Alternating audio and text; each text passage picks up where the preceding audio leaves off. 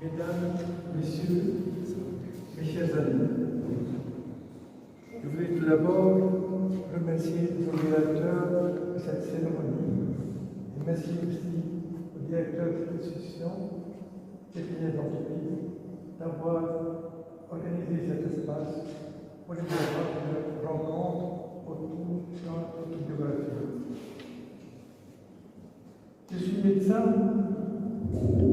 à vocation, pétri des valeurs humanitaires par conviction et enfant de manière par la destinée.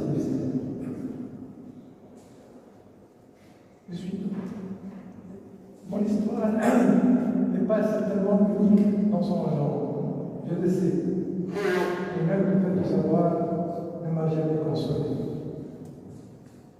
En écrivant ce livre, je n'avais aucune prétention, sauf peut-être d'apporter un éclairage sur ma vie, sur mon expérience, en insistant sur les événements que j'ai jugés importants dans la construction de mon identité.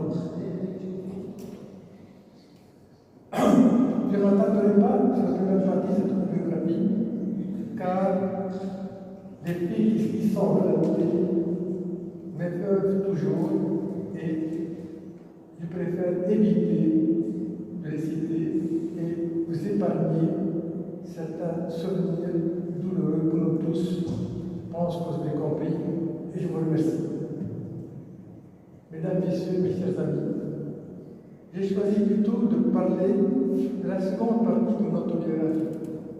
Elle est consacrée aux actions que j'ai réalisées, également aux projets que j'espère avoir menés à bien pour notre ville de Mehdi. En revenant sur ces différents moments de mon engagement pour notre ville, mon objectif est de raconter l'histoire, et en même temps de mettre en évidence les difficultés rencontrées, l'énergie qu'il faut déployer pour convaincre les acteurs du terrain, l'imagination nécessaire pour trouver, pour inventer des solutions, les connaissances et les collaborateurs sur qui il faut s'appuyer pour faire avancer le projet, mais également la patience et le calme dont il faut faire preuve pour mener à terme chaque projet. Je voudrais m'adresser ici aux hommes et aux femmes de bonne volonté, peu importe leur âge, engagés dans la société civile de ma vie, ou impliqués professionnellement, pour leur rappeler qu'il ne faut jamais se décourager et toujours aller à l'avant. Je voudrais m'adresser ici donc pour le dire, et ils ont compris que je n'ai pu réaliser ce projet pas en un seul jour. J'ai bien évidemment été confronté à de multiples obstacles et à certaines oppositions, voire même certaines critiques. Cependant, ma ténacité et mon souhait de participer et contribuer pour le bien de notre ville ont été plus forts. À l'occasion de cette rencontre, j'aimerais également saisir cette occasion pour rendre hommage à toutes les personnes qui m'ont soutenu pendant toutes ces années d'engagement. Nombre d'entre eux, malheureusement, ne sont plus de ce monde. Je ne les oublie pas et que leur mémoire soit honorée. Devant vous et en votre présence, je l'exprime ma reconnaissance éternelle et dire qu'on ne fait jamais rien de grand tout seul. À mon sens, les réalisations les plus importantes et les plus durables sont collectives.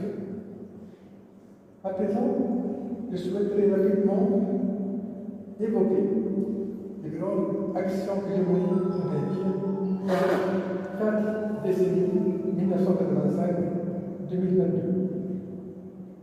Tout d'abord, je rappellerai que ces actions sont issues de ma propre initiative personnelle. Aucune autorité m'a demandé de le faire. Toutefois, ils étaient tous là présents pour me soutenir en cas de besoin. Deuxièmement, les projets ont la plupart nécessité plus de 10 ans pour pouvoir être concrétisés et officiellement inaugurés. Vous imaginez donc la quantité de difficultés qu'il a fallu aplanir à chaque fois pour pouvoir avancer, et la patience, mais ainsi que l'obstination, d'une part, mais aussi la négociation, d'autre part, il a fallu déployer pour faire aboutir tous ces projets. Parmi nos actions à mon actif, je citerai les actions municipales, la réhabilitation de l'écosystème dunaire, la création d'un comité de gestion de sciences économiques, l'aménagement de la place de Samba, le dragage du port phénicien, la création d'espaces loisirs pour la mère et l'enfant, de mesures légales de dire, la protection de l'environnement qui est pour moi un devoir envers les générations futures. Enfin, l'embellissement de la ville, et notamment la plantation de plusieurs milliers de palmiers sur la corniche, qui donne une fière allure à cette promenade qui se sont appropriée climat et bas. S'il ne faut pas être découragé pour voir les aides de grands projets, permettez-moi de vous dire que je pense que quelques autres qualités humaines essentielles à mes yeux sont nécessaires. Avant d'illustrer mon propos, je vais ici reprendre une citation d'un philosophe japonais, Yukio Mishima, qui m'a inspiré et que voici. Quand on pense au bonheur d'autrui, on rêve sans le savoir à une forme d'accomplissement de son propre bonheur. Cette citation m'a profondément marqué et a dicté ma ligne de conduite dans toute ma vie. J'ai lié mon bonheur à celui des autres. J'ai conditionné mon bonheur à la réalisation de projets altruistes ayant vocation à rendre heureux les autres. Tout ce que j'ai fait pendant 40 ans était exemple d'égoïsme ou d'intérêt personnel. Je n'ai jamais cherché à être récompensé pour ces actions. En réalité, j'ai été bien récompensé puisque la réalisation m'a procuré du bonheur en servant les autres dans le domaine où je pensais être utile, tel que l'humanitaire, le médical, le social et l'écologie. Aujourd'hui, je trouve que notre société manque réellement de solidarité, de sens de partage et d'altruisme. Pourtant, quoi de plus noble que de vivre honnête de citoyens, ses frères et ses sœurs? Quoi de plus important dans une vie que de se sentir utile? Quoi de plus gratifiant que de partager ce qu'on a acquis? Mesdames, Messieurs, mes chers amis, malgré les circonstances dramatiques de ma naissance, mon entourage familial m'a donné l'amour et la force pour y survivre. Mes grands-parents, notamment, mais pas seulement. Je pense à certains de mes enseignants aussi, m'ont offert les moyens de ma résilience. C'est grâce à eux que j'ai pu trouver tout au long de ma vie d'adulte le ressort nécessaire afin d'alléger autant que possible la misère multiforme de ceux qui m'entourent. C'est grâce à eux, et sans doute aussi pour eux et leur mémoire, que je suis autant engagé. À cet égard, il est évident que ma formation de médecin et mon statut social m'ont été d'un grand secours pour secourir, pour aider les hommes et les femmes qui ont besoin. Personnellement.